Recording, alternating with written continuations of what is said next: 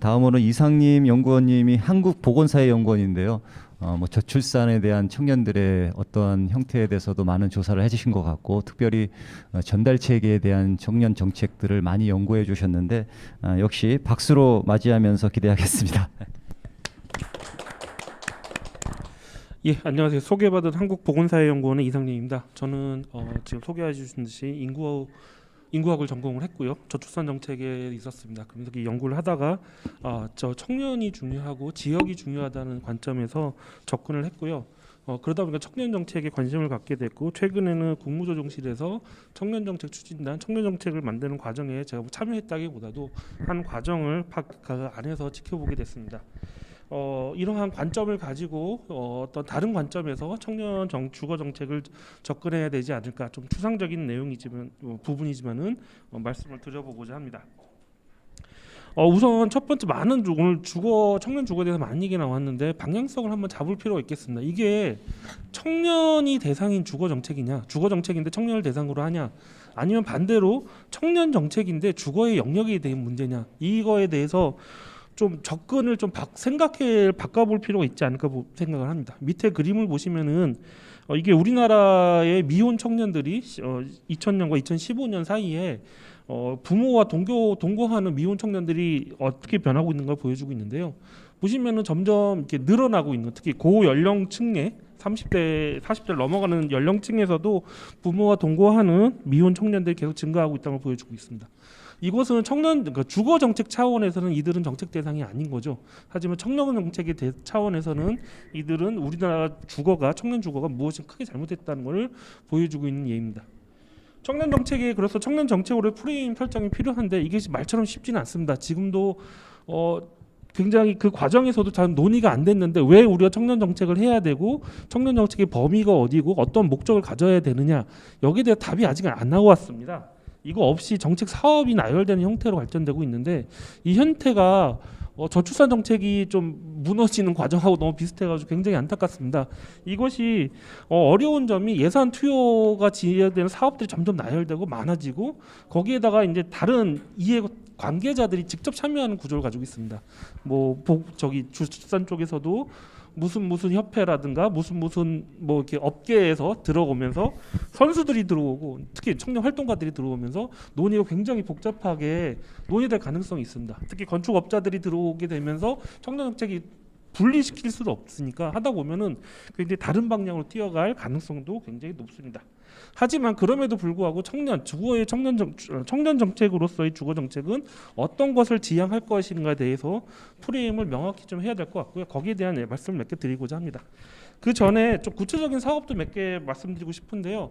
제가 좀 안타까웠던 게 크게 두 개가 있습니다. 제가 제안을 몇 번 드렸던 적이 있는데, 하나는 청년들이 주거 거래에 대해서 너무 모릅니다. 겁나고 사기도 많이 당하고 그러고 있는데, 여기에 대해서 아까 센터장님도 말씀하셨지만은 여기에 대해서 교육도 필요한데, 이 교육이 그냥 상담 이런 교육보다도 아예 고등학교 때부터 청년 권리 교육이라는 차원에서 들어가면 어떨까? 청년들이 노조를 만들 때 어떻게 만들어야 되는지, 청년의 금융원 생활을 어떻게 해야 되는지, 청년으로서 어떤 권리가 있는지, 또 성인기에 들어가면서 성이라든가 생식보건에 대해서 어떻게 해야 될지에 대해서 실제적인 교육을 주는 프로그램을 고등학교나 아니면 대학교에서 할 수도 있고, 아니면 다른 전달 체계를 이용해서 할 수도 있다고 생각을 합니다.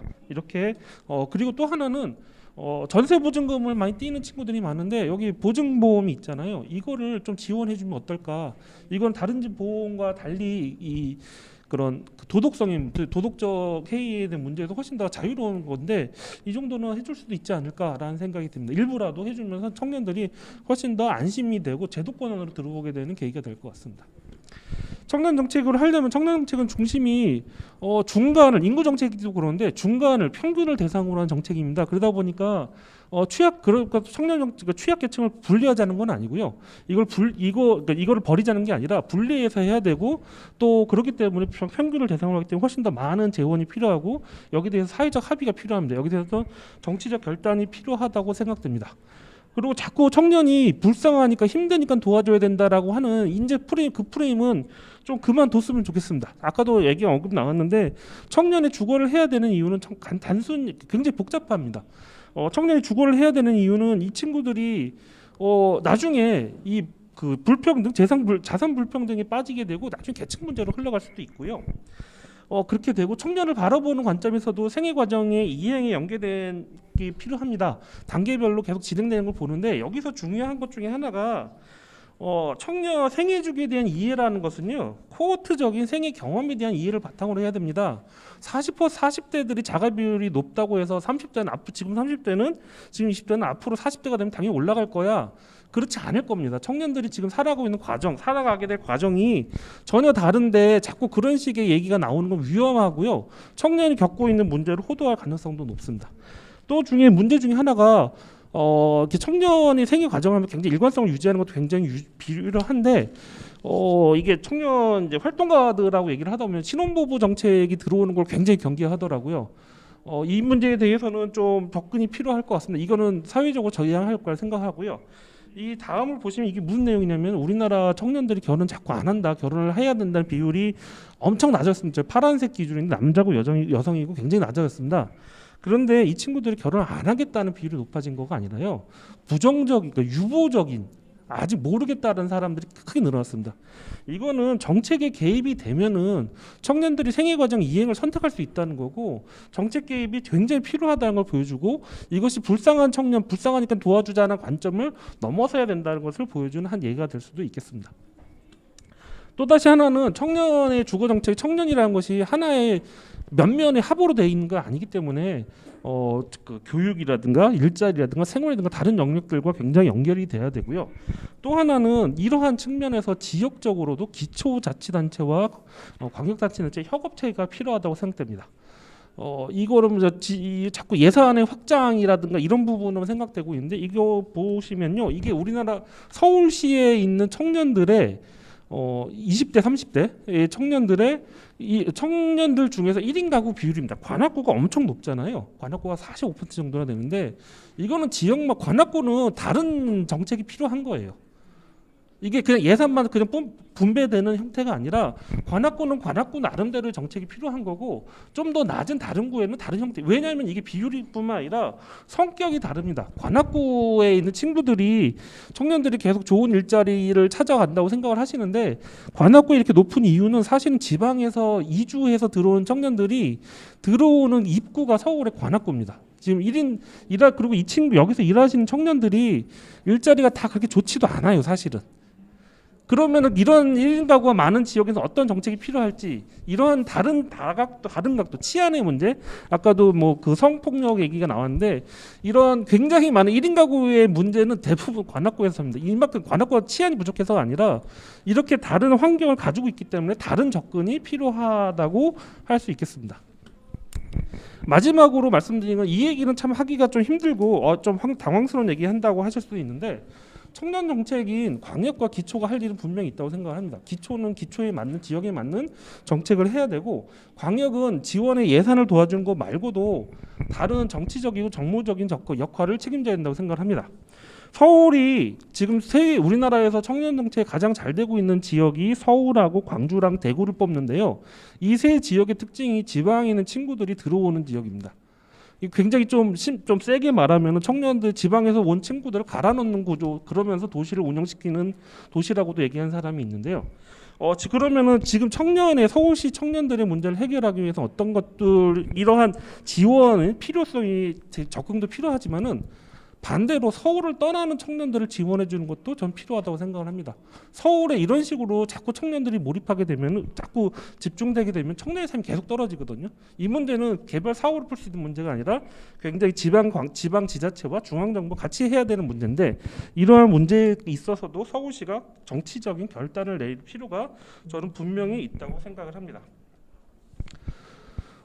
이게 서울시에 사실상 들어오는 인구들은 대부분 청년들이 다 지방에서 들어오고 있거든요. 그리고 서울에 있는 청년들, 그러니까 여기 지방에서 서울로는 굉장히 많은 청년들이 들어오고, 그리고 또 결혼해야 되는 청년들은 여기서 경기도로 빠져나가고 있는 그런 구조입니다.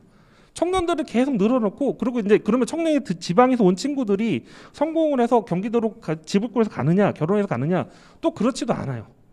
서울에서 지방에 들어온 친구들은 계속 서울시의 어떤 하층적인 약한 그 하위 역할 일자리를 전전하면서 그 삶을 계속 살기도 하거든요. 이런 것들 구조적인 문제에 대해서도 끊을 수 있는 어떠한 지향들, 뭐 정책 사업은 아니더라도 지향들을 분명히 가져야 한다고 생각을 합니다. 결론적으로 말씀드리면은 청년 주거 정책은 청년 정책의 맥락에서 접근할 필요가 있다고 생각되고요. 그리고 서울 청년의 주거 정책의 프레임을 서울에 맞게 구성할 필요가 있다고 생각합니다. 그리고 지원의 정교화 확대를 통해서 사업을 넘어서는 차원 정책의 정책 방안을 마련돼야 되고, 그리고 또한 이러한 정책들은 청년의 삶과 경험과 지역 삶의 청년들의 삶에 대한 이해의 기초하에 대해서 영역과 지역들이 협업을 해야 된다고 생각을 합니다. 마지막으로 자꾸 사업 단위로만 접근하지 마시고 경역자치단체로서 그러니까 우리나라를 선도하는 지자체로서의 서울로서의 역할이 필요하다고 생각됩니다. 예, 이상으로 토론을 마치도록 하겠습니다. 네, 감사합니다. 우리 주거복지 포럼의 가장 목적 잘 설명해 주신 것 같습니다. 자치분권형 주거복지, 각 17개 시도 정부에서 그 지자체에 맞는 청년 주거 정책, 그리고 1인 가구 정책에 대해서 각 현상에 대해서 어떻게 공공에 대한 대응들을 해 나갈 것인가에 대해서 굉장히 많이 고민하고 있는데, 중앙정부에서 법령과 또 예산에 대한 종속 없이 지방자치분권형으로 서울시의 자립적인 주거복지 형태를 어떻게 더 수립해 나가야 되는 것인가에 대한 종합적인 의견들을 많이 말씀해 주신 것 같습니다. 저도 서울시에서 주거정책에 대해서, 특별히 청년 주거에 대해서 고민을 하게 된 계기가, 저도 서울의 20대 중반에 서울의 첫 살림을 시작할 때 첫 주거지가 옥탑방이었습니다. 옥탑방에서 살고 2014년도에 서울시의 의원이 된 이후에 도시계획관리위원회에서 의정활동을 하면서 청년들의 주거의 상황들을 들여다보니 한 15년, 18년 전에 저의 청년의 주거의 삶의 형태와 크게 달라진 것이 없다라는 걸 보고 굉장히 깜짝 놀랐고, 지옥고로 표현되는 그 주거의 열악한 상태, 그리고 공공과 또 정부에서 지원하고 있는 다양한 지원 형태가 그렇게 많이 개선되지 않았다라는 것에 문제가 있다라는 생각에서 시작해서 이제 청년 주거 정책에 대해서 계속 지원하고 논의해 오고 있습니다. 그런 가운데 저는 청년은 누구인가, 공공에서 청년 정책, 특별히 오늘 얘기하고 있는 1인 가구 청년 정책들을 지원해야 될 대상들이 있고, 또 아까 많은 박사님들과 연구원님들이 말씀해 주신 것처럼 청년들이 자립적으로 민간의 다양한 금융 정책에 힘입어서 자가 보유로 진입하는 주거 사다리 이동을 할 수 있는 계층이 있고, 그러면 서울시에서는 어떠한 대상들을 두텁게 어떤 유형의 공급으로 또는 금융 정책으로 주거비 보조로 청년들의 지원 정책을 수립해 나가야 될 것인가에 대한 고민들을 해봐야 되지 않을까 생각했을 때, 청년 1인 가구 주거 지원 방안의 이제 해외 사례를 보면은 다양한 금융 정책에서도 그렇고 주택 정책이나 주거복지 정책에서도 그렇고 청년에 대한 어떤 금융적인 지원들을 좀 공격적으로 하는 사례들을 좀 많이 보게 되었습니다. 그런 것에 대해서 우리 정부나 지자체에서는 청년들에게 그 어떤 예산이 공공에서 지원됐을 때 그 리스크 해지를 어떻게 할 것인가에 대한 고민들을 많이 하게 되거든요. 혹시 그 발제자 중에서 그런 해외 사례에서의 청년 주거비 지원에 대해서 그 리스크를 어떻게 보완해 나가는지에서 혹시 좀 답변해 주실 분이 있으면 오늘 그 얘기 좀 잠깐 들었으면 좋겠습니다. 제가 말씀을 드리도록 하겠습니다. 주택산업연구원의 김덕래 실장이고요. 두 번째 주제에서 금융에 조금 포커싱을 해서 말씀을 드렸습니다. 마지막에 제가 제안드렸던 것이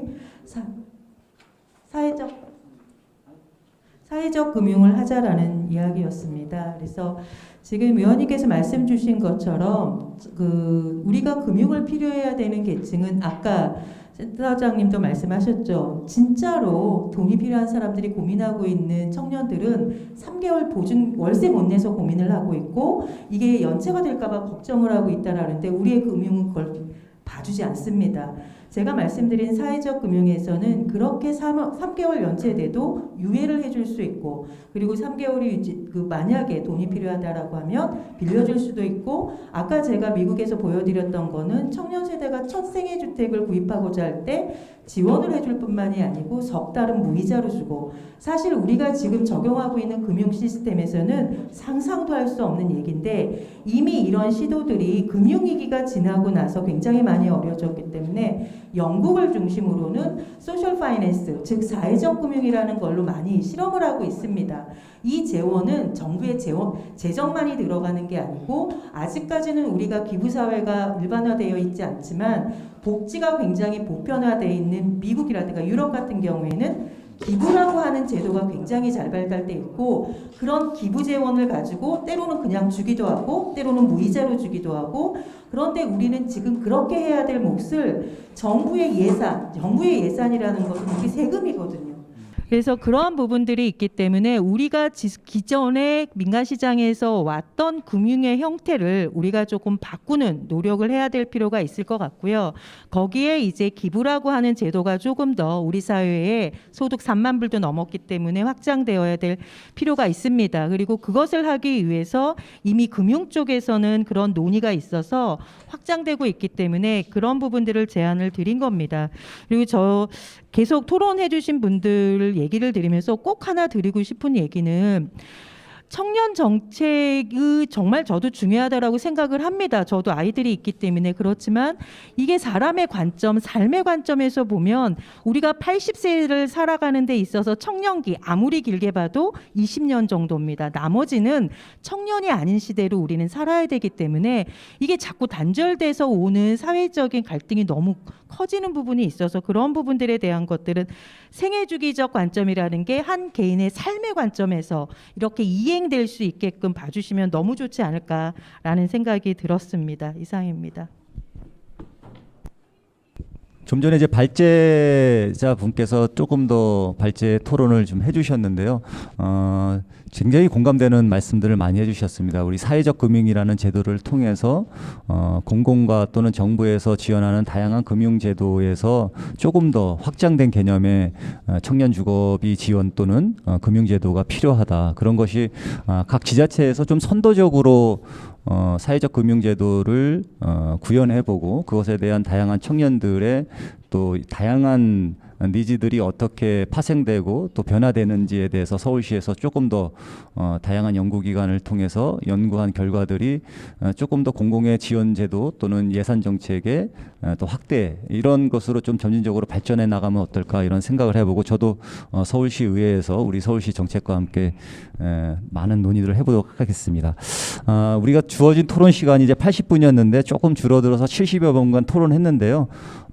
오늘 온라인에서도 많은 분들이 함께 시청하고 계시고 또 함께 토론을 이어갔으면 좋겠는데 시간이 여의치 않습니다. 그래서 오늘 토론은 온라인 소통으로 이어지는 후속 토론으로서 저희가 질문을 받아놓고 또 피드백을 주는 과정으로 그렇게 해야 될 것 같습니다. 몇 가지 질문 들어온 것에 대해서만 먼저 말씀드리겠는데요. 꼭 오늘 주제와 상관없는 내용이라도 이제 같이 공유해 주셨으면 좋겠습니다. 보증보험 의무고지를 서류에 넣는 것도 좋을 것 같고요. 또 저층주거지, 열악한 주거지가 상대적으로 저렴하니까 그곳을 많이 선택들 한 청년들이 있습니다. 그 동네 자체의 환경을 개선하는 시도는 공공이 해야 합니다. 아파트는 단지 안에서 공공관계를 하지만 단지 밖은 공공의 역할이 기본적으로 없기 때문에 환경 개선이 이루어지는 것이 첫 번째입니다. 구마다 환경에 맞는 정책이 필요하겠다는 생각을 많이 합니다. 김은택 씨인데요. 근데 열악한 주거지 개발하면 이득보다 이득을 보는 사람들은 청년이 아니고 그 땅 집주인입니다 라는 말씀해 주셨는데, 아무래도 공공개발이나 민간개발이 이루어졌을 때 청년들의 주거의 공급 또는 주거 지원들이 또 공공기여로 강화될 수 있게끔 해야 되지 않겠냐라는 말씀이신 것 같습니다.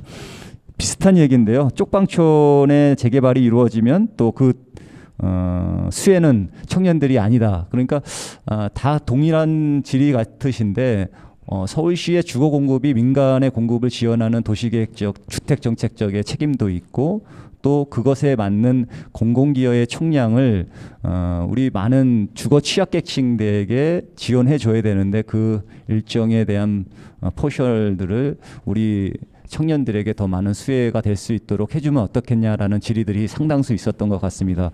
그 외에 많은 온라인에서 소통하고자 하는 질의 내용들은 저희가 다 체크했다가 발제자님 또는 토론자님들의 후속적인 피드백을 통해서 토론을 오늘로 끝나지 않고 계속 이어가도록 하겠습니다. 오늘 장시간에 걸쳐서 토론이 이어졌고요. 또 이어서 오늘 중장년층에 대한 주거복지 지원 방안에 대한 토론도 계속 이어집니다. 온라인에서 함께 소통하시는 분들께서도 계속적으로 토론에 함께 참여해 주시기를 당부드리겠습니다. 그러면 오늘 이제 청년가구 주거복지 지원 방안에 대한 토론을 모두 마치도록 하겠습니다. 오늘 발제를 해주신 정기정 책임연구원님, 김덕래 서현성 연구원님, 그리고 오늘 토론을 맡아주신 김선수 주택정책과장님, 김승현 실장님, 송진욱 박사님, 이상님 연구위원님, 최지희 청년주거상담센터 센터장님 수고 많으셨습니다. 오늘 토론회의 모든 내용들은 우리 서울시의 자치분권형 주거복지의 로드맵을 구성하는 곳에 알찬 자료로서 활용하고 또 정책을 수립하는 과정에서 발제자님과 또 토론자님들 그리고 온라인에 소통하는 시민들의 공감대를 형성해서 추가적인 정책들을 저희가 수립해 나갈 때 함께 더 확대된 소통을 해 나가도록 하겠습니다. 오늘 함께 주제 발표와 토론을 맡아주시고 또 함께 시청해 주시고 참여해 주신 모든 분들께 감사의 박수를 마치면서 오늘 토론을 마치도록 하겠습니다. 수고하셨습니다. 네.